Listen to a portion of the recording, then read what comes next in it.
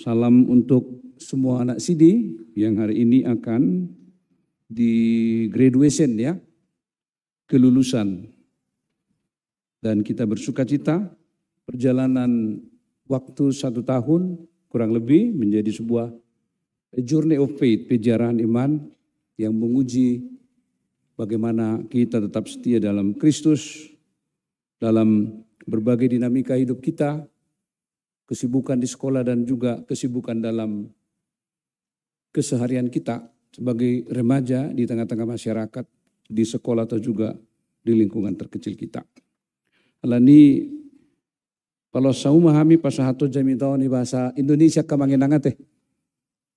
Saya baca dalam bahasa Indonesia yang tertulis pada kitab Galatia pasal 6 diawali dari ayat 11 hingga ayat yang ke-18. Demikian firman Tuhan. Lihatlah bagaimana besarnya huruf-huruf yang kutulis kepadamu dengan tanganku sendiri. Mereka yang secara lahiriah suka menonjolkan diri. Mereka lah yang berusaha memaksa kamu untuk bersunat. Hanya dengan maksud supaya mereka tidak dianiaya karena salib Kristus. Sebab mereka yang menyunatkan dirinya pun tidak memelihara hukum Taurat. Tetapi mereka yang menghendaki supaya kamu menyunatkan diri, agar mereka dapat bermegah atas keadaanmu yang lahiriah. Tetapi aku sekali-kali tidak mau bermegah, selain dalam salib Tuhan kita Yesus Kristus. Sebab olehnya dunia telah disalibkan bagiku dan aku bagi dunia. Sebab bersunat atau tidak bersunat tidak ada artinya. Tetapi menjadi ciptaan baru itulah yang ada artinya.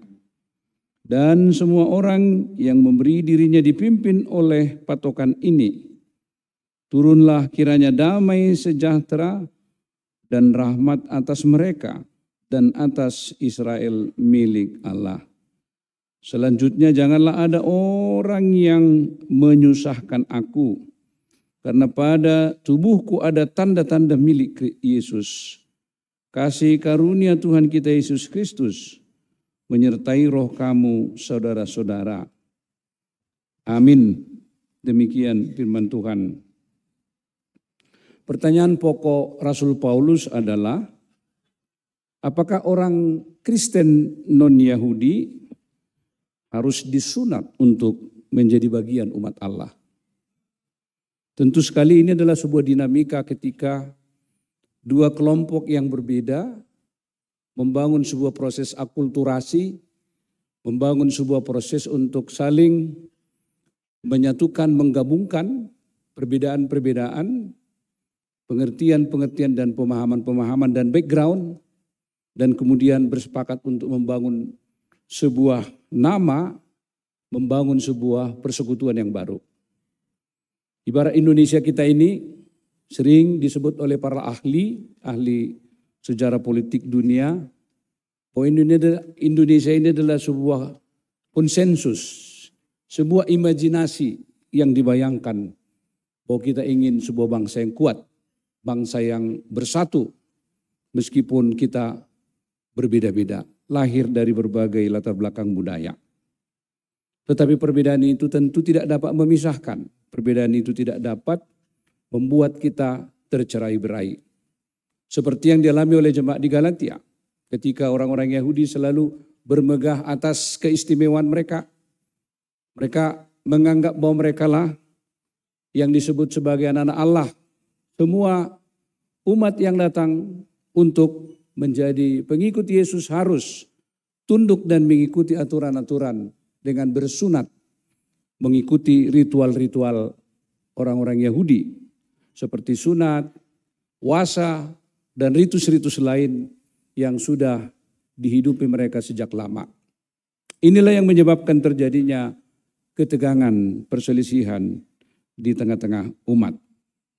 Dan hari ini anak-anak Sidi akan diminta oleh firman ini untuk mengaplikasikan dalam kehidupan mereka sehari-hari. Pertanyaan-pertanyaan dan pertanyaan yang sangat elementer adalah, apa sih Sidi? Acap kita mendengar ini.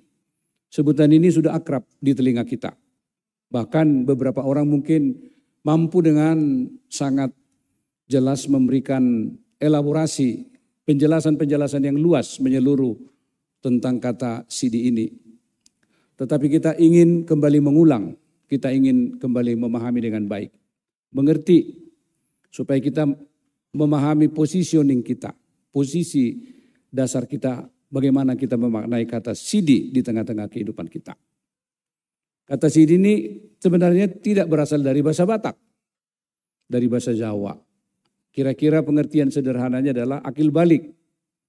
Seseorang dalam tradisi gereja dianggap telah akil balik, telah masuk pada sebuah proses yang disebut dewasa, paham, mengerti, dan mereka dianggap telah punya kemandirian, otonomi, dan tentu itu memberikan kepada mereka sebuah tahap baru, fase baru bahwa mereka harus mampu untuk memilih, memutuskan hal-hal yang fundamental dalam kehidupan mereka sebagai orang percaya.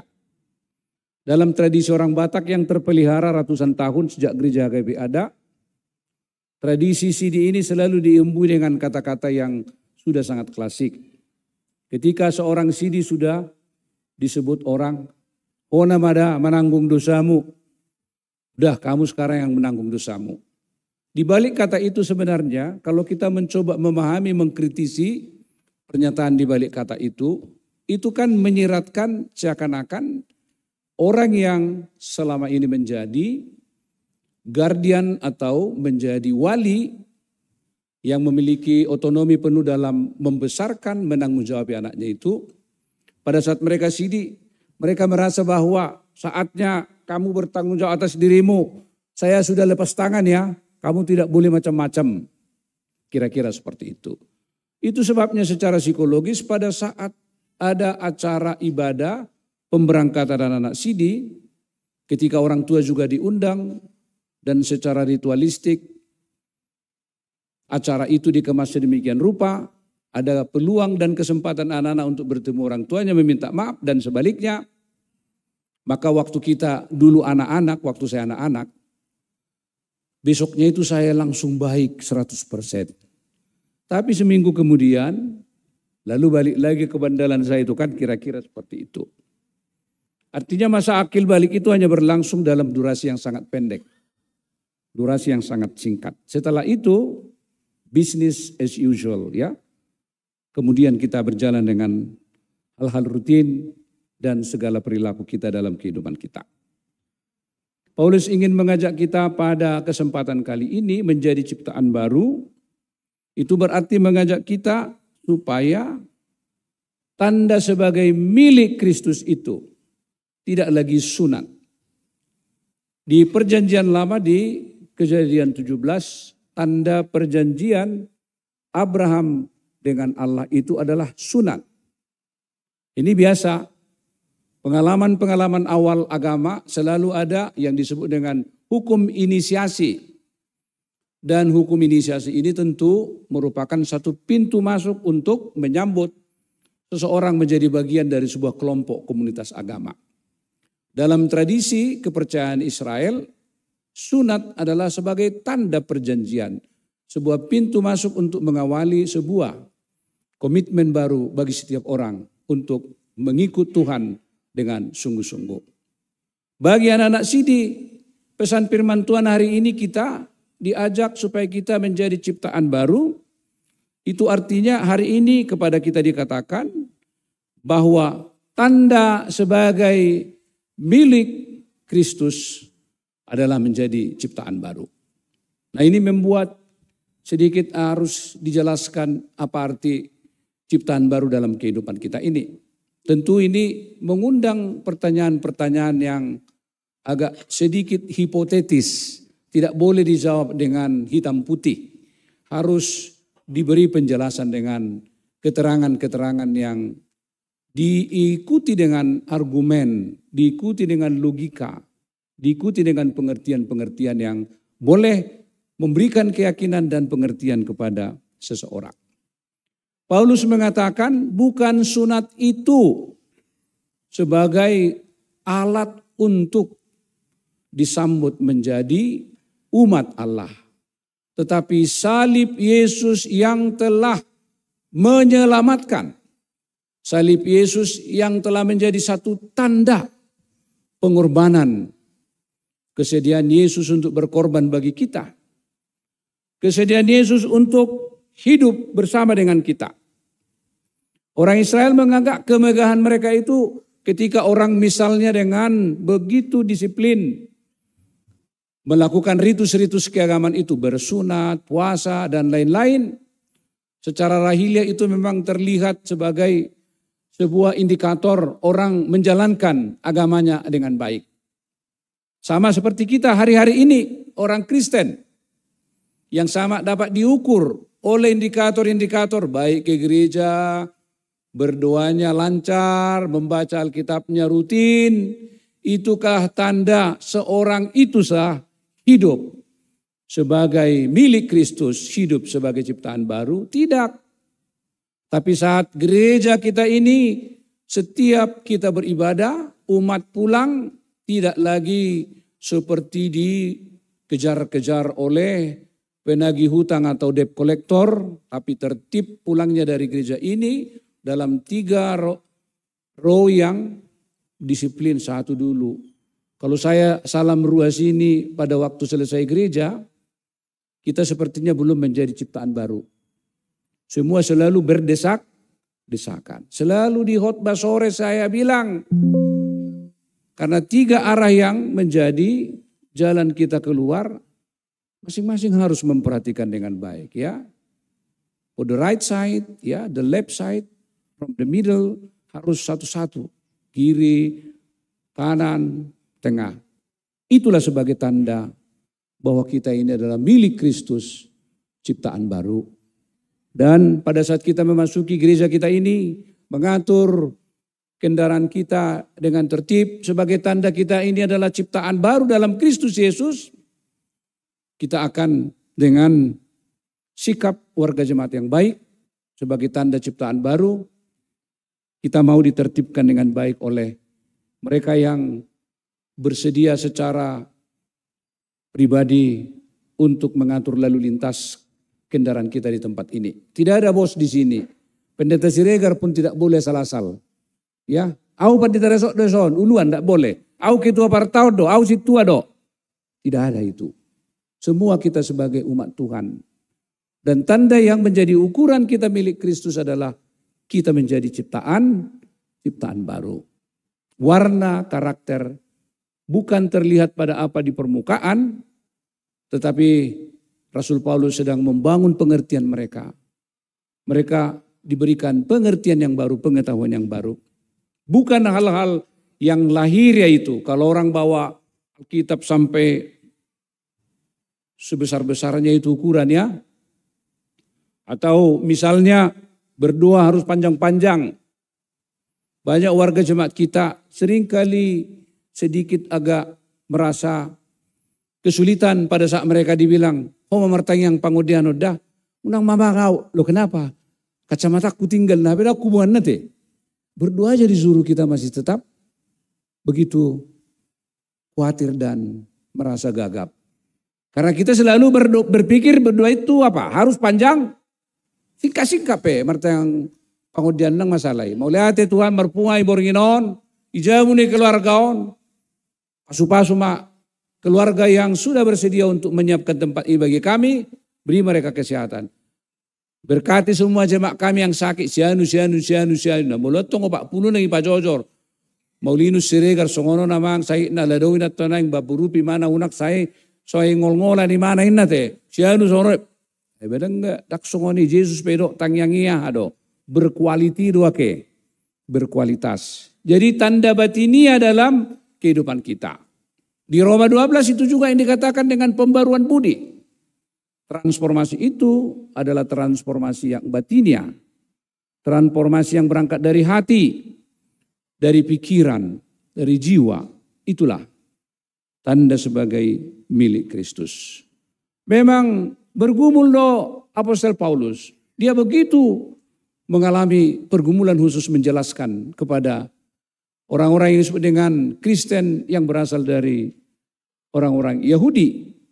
Dan orang-orang yang dengan sengaja terus melakukan agitasi, orang-orang yang memprovokasi, kerjaannya hanya membuat jemaat hidup dalam kekacauan. Selalu mencari titik-titik lemah, kekurangan-kekurangan yang selalu bisa digoreng-goreng menjadi alat untuk melemahkan persekutuan itu, melemahkan pemimpinnya, untuk mereduksi penghormatan terhadap mereka yang bertugas mengerjakan pekerjaan di tengah-tengah gereja. Paulus begitu tegas dan mengatakan bahwa jangan bermegah atas apa yang dilakukan oleh manusia dengan mengatakan kalau mereka bersunat kemudian melakukan ritus-ritus ini, merekalah sebagai milik Kristus, itu bukan tanda sebagai ciptaan baru. Dia mengatakan bahwa dia yang telah menerima peristiwa kematian Yesus dalam dirinya dan menghidupi salib Yesus itu, mengubah dia menjadi orang yang rendah hati. Itu sebabnya Paulus dalam nats kita ini memberikan sebuah analogi yang sangat praktis. Sebuah contoh yang membantu bagaimana jemaat memahami apa maksud Rasul Paulus dengan menggambarkan dirinya yang memiliki ada stigmata dalam tubuhnya. Ternyata dari sejarah dan dari bukti-bukti penemuan yang dilakukan oleh ahli-ahli Perjanjian Baru, memang Rasul Paulus ini memiliki cacat yang tidak pernah bisa disembuhkan dalam tubuhnya. Memiliki luka. Dan tentu sekali orang yang berpikir tentang kelemahannya sering membuat itu menjadi alasan supaya dia dibenarkan untuk tidak melakukan yang baik dalam kehidupan bergereja. Contoh, mula dong ruasta natategur rupani, unak soni huamangda, jangan begitu amang, tidak baik. Dia mengatakan, cintu aja begini, pendeta aja begini. Nah, ini selalu digunakan stigma itu untuk melempar. Dan pembenaran diri menjustifikasi bahwa dia cukup bisa di-excuse lah kenapa dia tidak melakukan yang baik. Sama karena hari ini kita pilihan bulanan. Jadi pilihan bulan tahun namang sangat prihatin doh kita.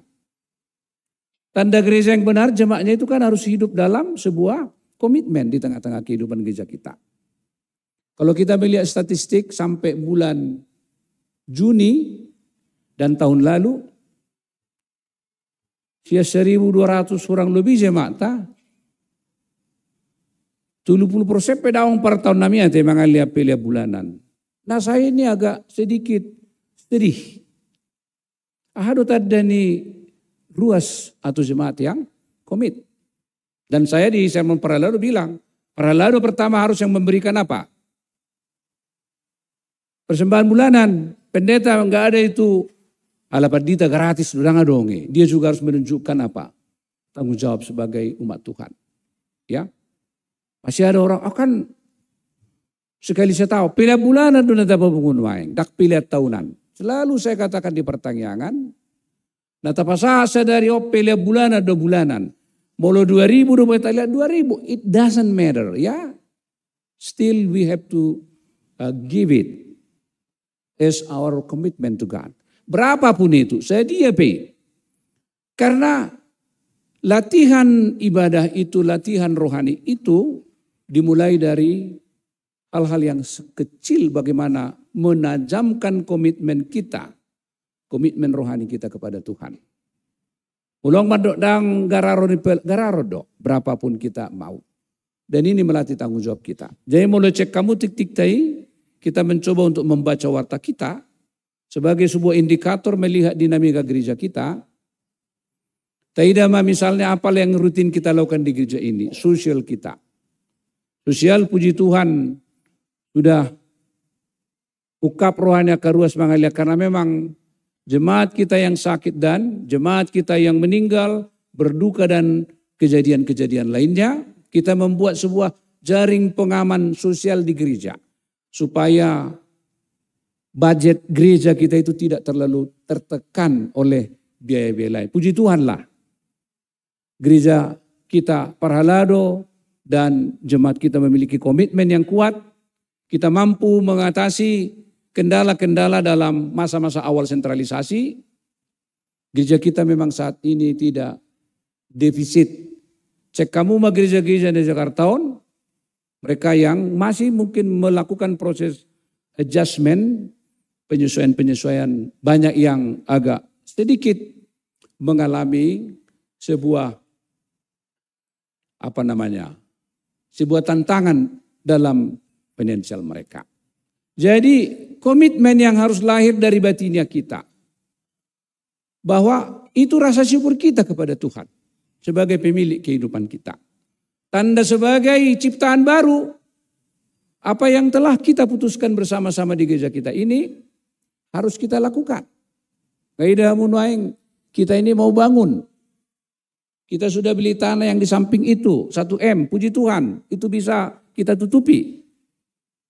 Ya, jadi jangan ulang babir kita, mau kompak do, 1.200, ₹1 bisa. Kenapa? Mengantisipasi tantangan-tantangan pelayanan ke depan termasuk ini, anak-anak muda, anak sidin yang akan kita tamatkan hari ini, kita menghadapi sekarang namanya brain rot. Ini sebuah fenomena yang sedang menggejala dalam kehidupan anak-anak generasi Gen Z.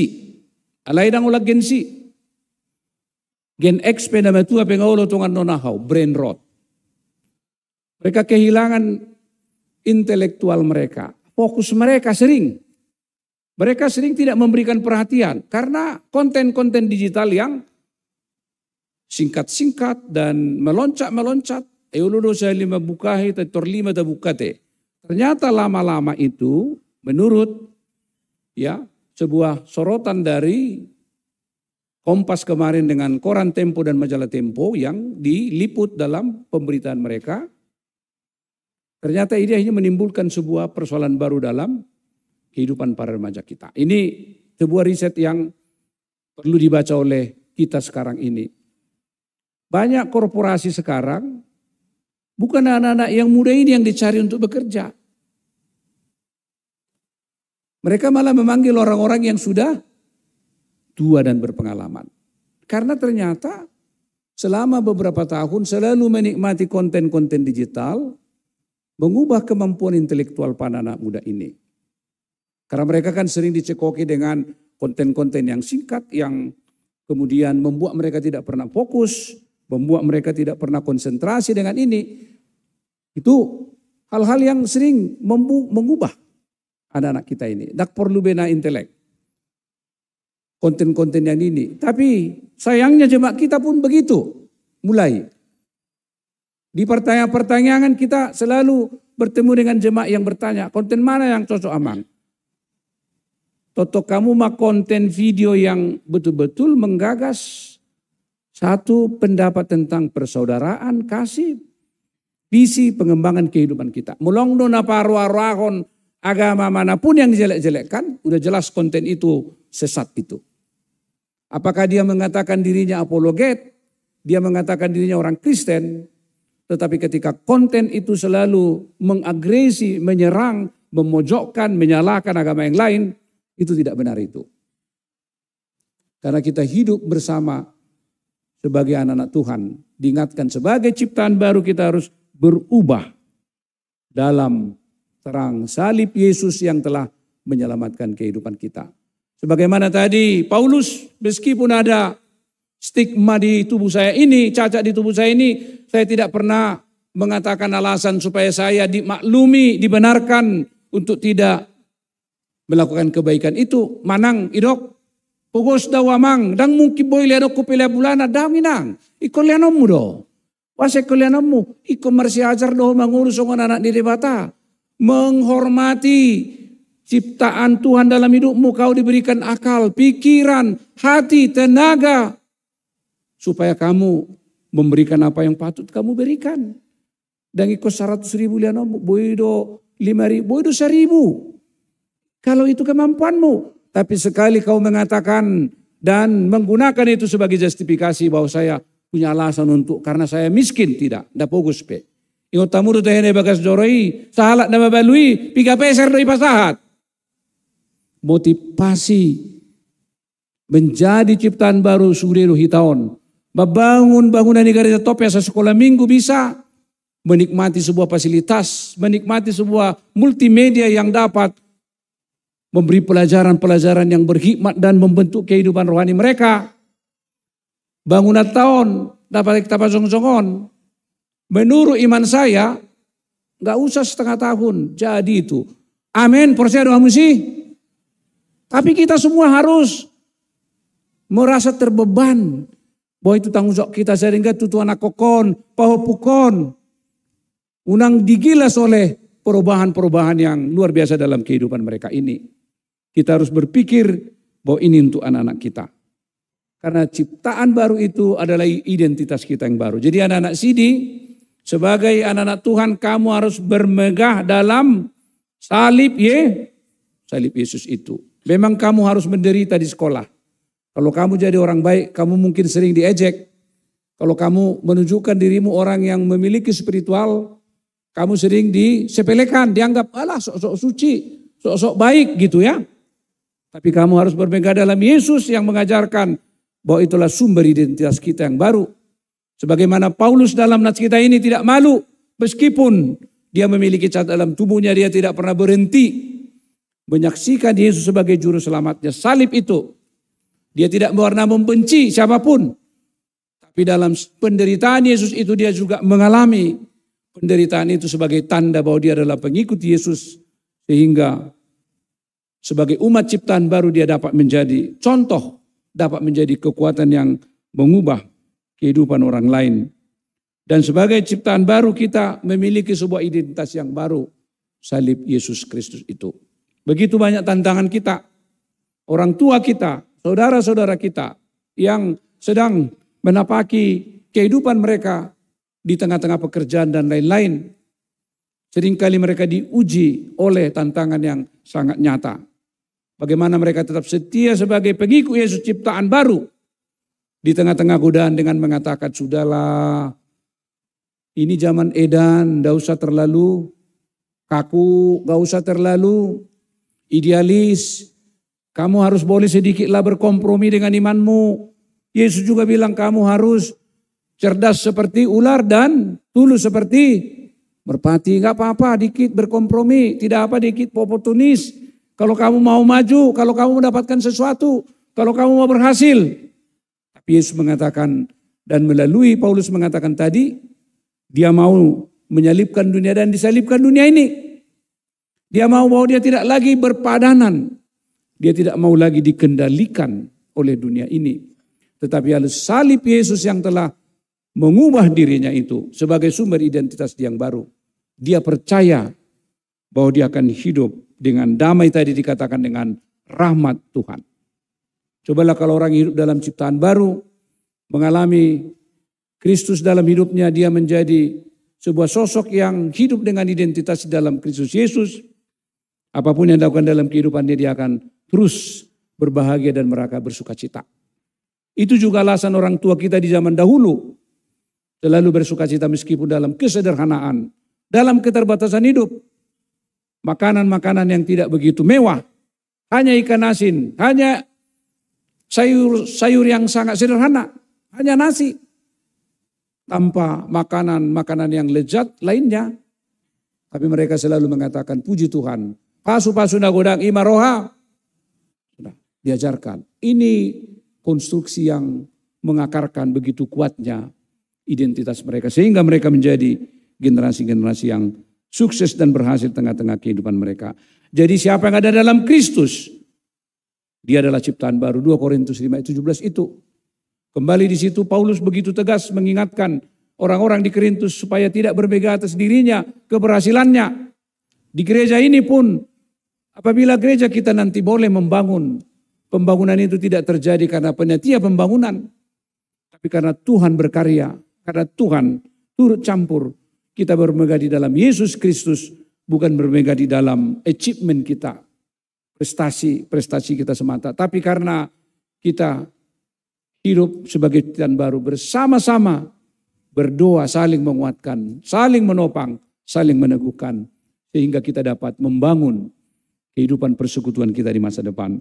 Karena itu anak-anak Sidi, hayatilah firman Allah yang telah kamu terima, dan itu nanti dibacakan dalam saat kamu akan mendapatkan natsidi nanti dan pemberkatan, ingatlah bahwa pelajaran yang telah kamu terima kurang lebih setahun ini, itu masih sedikit dari sekian banyak persiapan yang harus kamu lengkapi.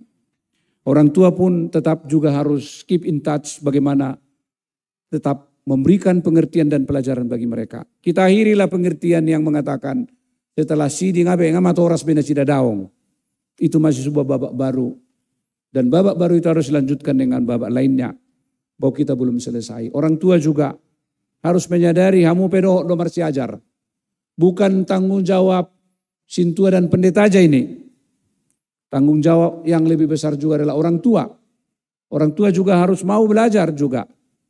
Harus mau melihat perkembangan-perkembangan. Tren yang terjadi dalam kehidupan kita, terutama remaja dan lain-lain.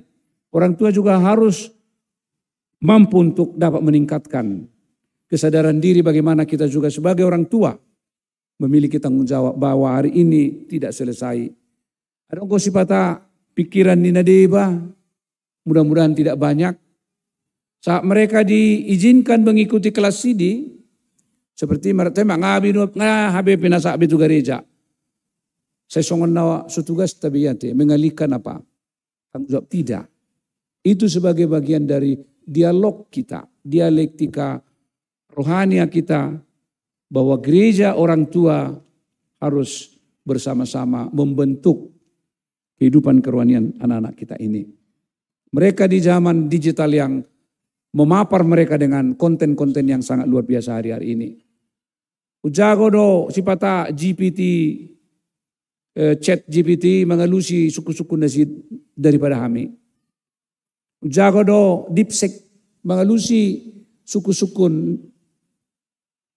nami suku-suku nasi kami mengelusi apa jawaban mereka. Bahkan kalau kita buka WA kita itu di situ pun ada artificial intelligence. Doakan asing. Jadi saat kita bertanya kepada mereka, saya ini sering bertanya kepada anak sini ya. Ya, every time that we have a class, still ya, with many questions to you guys ya. Iya kan? Boleh lu sialaki alanang etoria hua hanai habinai. Langsung di-chat GPT, cek, langsung di-chat apa? DeepSeek, cek, langsung di-chat apa itu? Facebook IT itunya cek, Meta, cek. Ujago namanya sipata siapa ditake. Di Jerman narenga masih pemerjamita. Perdita ya ulu udah lari-lariin nate. Mesin itu udah konsisten, stabil. 20 menit nggak selesai. Nah, tapi aku nganing setengah jam selesai nama nanti. Dia konsisten. Udah di program 20 menit selesai 20 menit. Jadi belum selesai kalian belajar ya. Masih terus belajar. Bayangin hidupmu ini sekarang dengan with many challenges ya. You have to face. Bahwa tantangan-tantangan kamu sekarang ini sangat berat, tapi hiduplah sebagai anak-anak Tuhan, hiduplah sebagai anak-anak Kristus, ciptaan baru, bermegahlah kamu dalam Kristus, dalam salib Tuhan kita Yesus Kristus. Pekerjaan belum selesai, tugasmu baru sebuah awal, menandai sebuah perjalanan awalmu sebagai anak Tuhan. Tetaplah setia kepada Yesus, jangan mudah diombang-ambingkan dunia ini. Seperti nas bacaan kita tadi 1 Korintus 15:58 yang sudah dibaca para agenda. Tapi berdirilah teguh, coba dulu berdiri semua anak si dulu. Tadi ada ayat 1 Korintus 15, lorong do ada di layar ya, udah. Siapa bagian apa? Bagian IT ya dong Pak Pendeta Mondro. Nats tadi yang dibaca oleh para agenda tadi. Ayat bacaan bulanan tadi itu ada kan? 1 Korintus 15 ayat 58. Baunang lari tong. Harus di stay ya. Iya. Semua harus stay di sini pelayan. Tidak boleh apa lari ya. Pendeta Sintua juga gitu. Kalau udah bola lari dia nggak bisa. Harus ini stay. Sintua pun, pendeta pun stay. Kalau stay di sini stay. Harus bisa jadi apa? Role model. Nggak boleh lari-lari ya. Coba itu 1 Korintus 19 sudah. Bacaan tadi enggak ada. Berdirilah 1, 2, wah dengar orang hidup Gak ada bibelmu itu. Gak bisa disowap di sini. Wah, berarti multimedia kita ini harus cepat ini ya di improve ya. Ya. Ya, 1 Korintus 15 ayat 58. Buka dulu kitab kalian. Ya.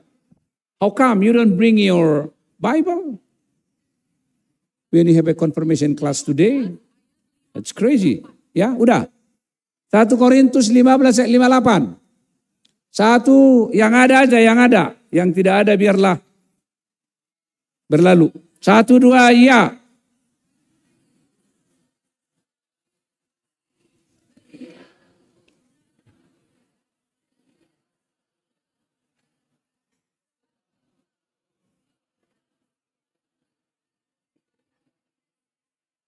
Amin. Jadi jeripayahmu tidak sia-sia ya.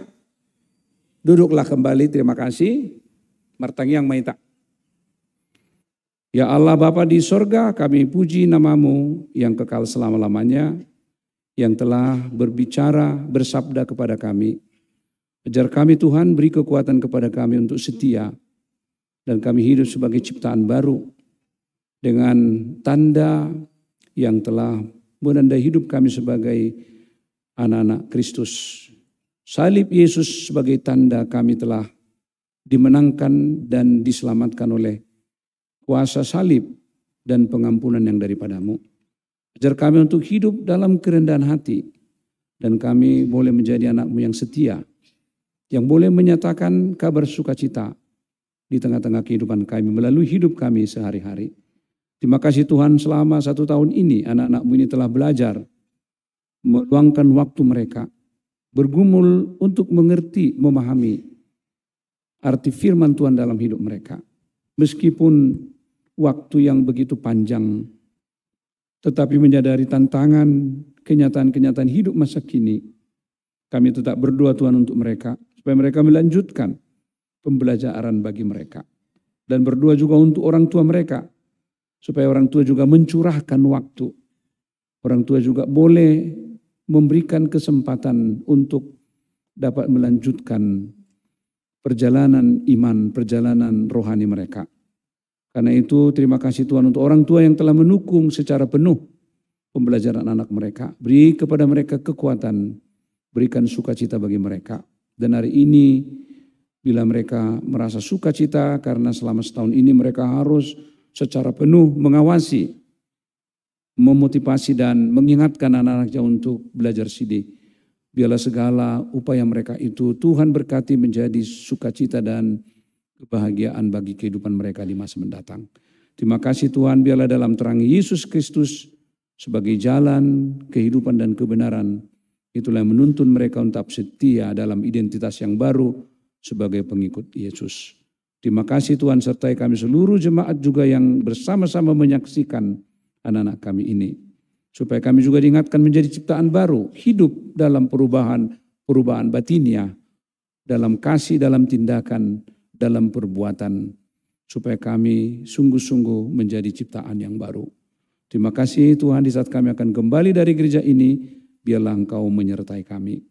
Dalam Yesus Kristus kami berdoa dan bersyukur. Amin. Kita bernyanyi sambil menyerahkan persembahan.